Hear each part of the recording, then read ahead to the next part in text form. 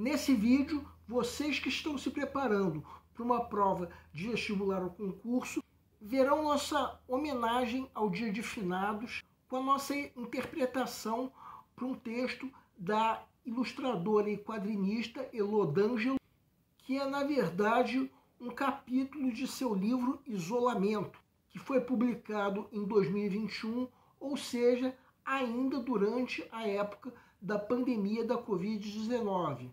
Esse texto pode ser considerado uma crônica baseada em fatos verídicos. Então vamos lá.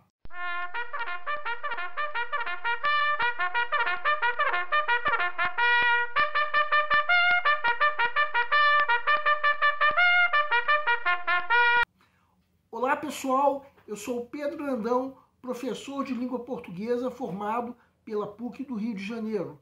Começa agora mais uma videoaula do nosso canal Português Papo Cabeça. Em primeiro lugar, inscreva-se no nosso canal para não perder nenhuma das nossas próximas videoaulas e ative o sininho para receber todas as notificações. Sábado agora, dia 2 de novembro, será o Dia de Finados.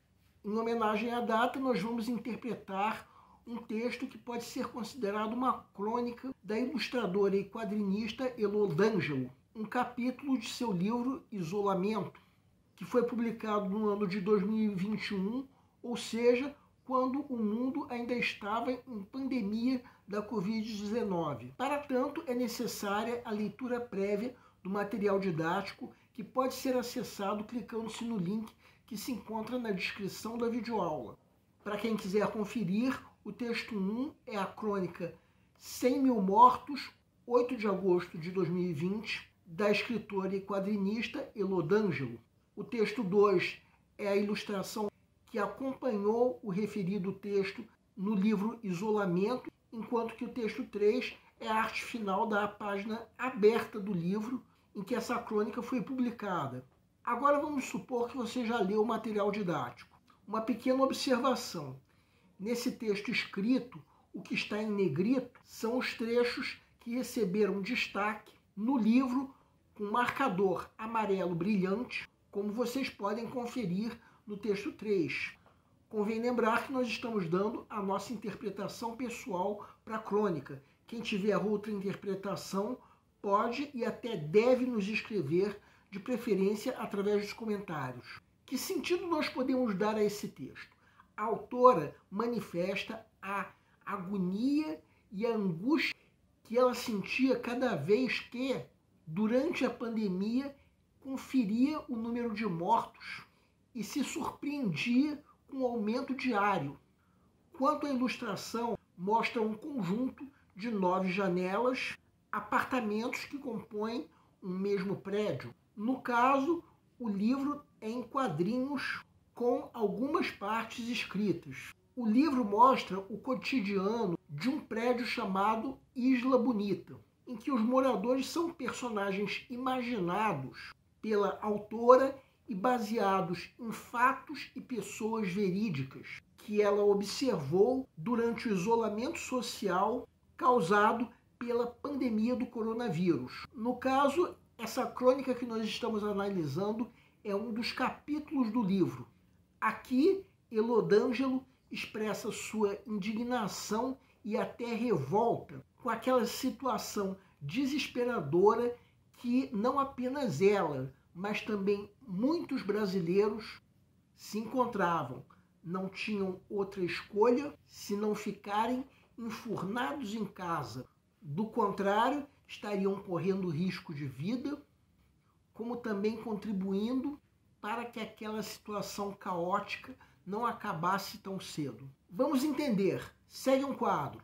Vejam o primeiro parágrafo. Aqui, a autora já se mostra assustada com a situação do país, no momento em que tinha feito a ilustração, quando o Brasil alcançara a marca de 100 mil mortos por Covid-19. Só que o momento em que ela estava escrevendo, a situação já estava até pior. Já haviam sido registradas 500 mil mortes por Covid-19 no Brasil. Esse número chega a estar destacado no texto justamente para contrastar com o título, deixando claro que a situação ainda estava pior. A autora, como a maioria dos brasileiros, estava esperando o momento em que a situação melhorasse.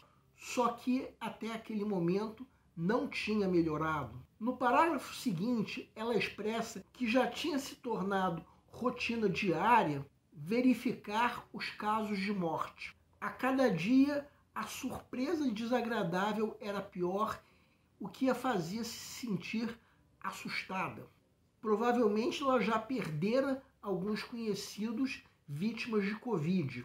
Até porque eu acho que todo brasileiro conheceu alguém que morreu por Covid. No trecho que nós estamos destacando agora em vermelho, ela mostra o quanto tentava fazer a coisa certa, mas ela também tinha suas dúvidas, o que a deixava mais angustiada ainda. Vejam essa cena de um dos apartamentos da ilustração. Uma filha perguntando ao pai o que acontece quando a gente morre. Podemos até imaginar que essa criança ainda não tivesse aquele hábito de ver o noticiário na TV. Só que mesmo assim, ela provavelmente já tinha perdido algum conhecido por causa da Covid. Agora vejam o parágrafo seguinte. Por aqui nós podemos ver que o exercício compulsório de paciência que estava sendo exercido por toda a humanidade não estava sendo suportado por algumas pessoas que flexibilizaram gradativamente o isolamento, se dando ao direito de ir para festinhas e baladas, o que levou o número de mortes a aumentar, bem como deixou a autora em estado de raiva e frustração. Ela, nós podemos supor, mantinha o isolamento por mais que isso exigisse paciência. Outros se deram ao direito de descumprir, o que provocava aumento de casos de Covid e mortes. Também provocava revolta, é claro, por parte de pessoas sensatas. O parágrafo seguinte discorre sobre a postura do governo da época, o governo de Jair Bolsonaro.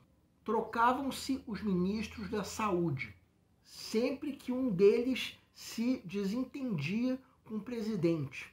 Para piorar, vejam o que o então presidente pedia para seus apoiadores fazer.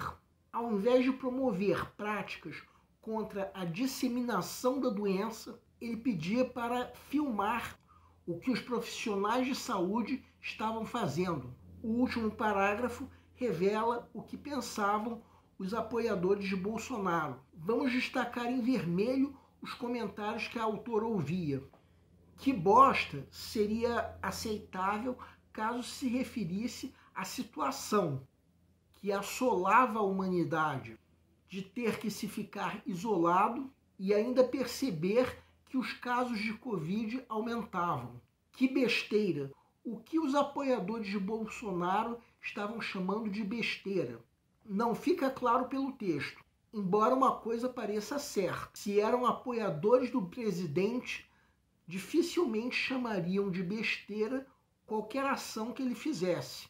Agora, exagero só pode se referir aos números que estavam sendo divulgados.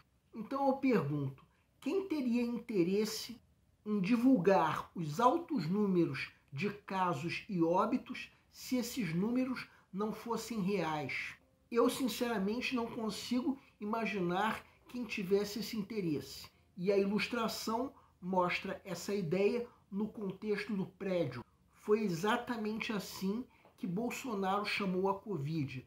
Gripezinha. A moradora que gritou protestando reflete nitidamente a posição de todos os brasileiros que estavam revoltados. 100 mil mortos registrados no país. E o presidente teve a coragem de chamar de gripezinha.